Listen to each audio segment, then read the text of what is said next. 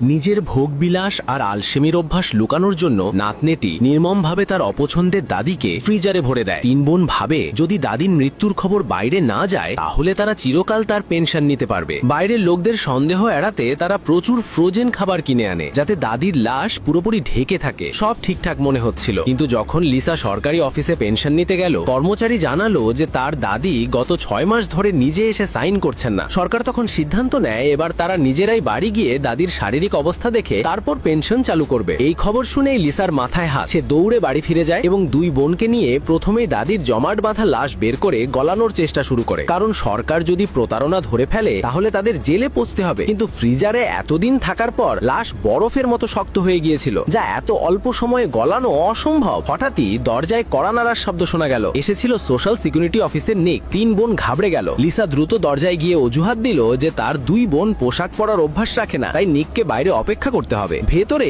বাকি দুই বোন দাদিকে তাস খেলতে বসানো হয়েছে এমন ভান করতে লাগলো, কিন্তু নিক সরাসরি দাদির সঙ্গে কথা বলতে চাইলো। গোলমাল আড়াল করতে লিসা তাকে ওপর তলায় নিয়ে গিয়ে জীবন ধর্ষণের গল্পে ব্যস্ত রাখতে লাগলো। তবুও নিক একটাই কথাই জোর দিচ্ছিল, সে অবশ্যই দাদিকে দেখতে চায়। লিসা বাধ্য হয়ে তাকে বাইরে বাজার ঘোরাতে নিয়ে গেল। সকাল থেকে রাত অব্দি বাজার ঘোরা হলো, কিন্তু নিক পেনশনের কথা ভুললো না। শেষমেশ লিসা তার সৌন্দর্য আর আকর্ষণ ব্যবহার করলো যাতে নিক ভাদে পড়ে। হঠাৎই বাড়িতে বিদ্যুৎ চলে গেল। লিসা মোমবাতি নিয়ে লাইন চেক করতে গেল, কিন্তু পিছনে ঘুরে দেখলো নিক মোবাইলের টর্চ জ্বালিয়ে ফ্রিজার খুঁজছে। লিসার প্রাণ প্রায় বেরিয়ে যাচ্ছিল, কারণ তার দুই বোন দাদির লাশ ওই ফ্রিজারেই লুকিয়ে রেখেছিল। তাড়াহুড়া করে সে ফ্রিজার বন্ধ করে নিকের মনোযোগ সরাতে তাকে জড়িয়ে ধরে চুমু দিল। নিকও সব ভুলে গিয়ে লিসাকে কোলে তুলে নিয়ে ওপরে গেল। এক রাতের ভোগবিলাসার কামনার পর নিক নিজের কাজ ভুলে গেল। তিন বোন ভাবলো এখন বিপদ কেটে গেছে, আর বসে বসে পেনশনের টাকা কিভাবে ওড়াবে সেটা পরিকল্পনা করতে লাগলো। কিন্তু তারা জানতো না আসল বিপদ এখনো বাকি, কারণ পরের দিনই নিক লিসাকে মেসেজ করলো কাল দাদির সঙ্গে দেখা করা বাকি রয়ে গেল, কয়েকদিন পর আবার আসবো।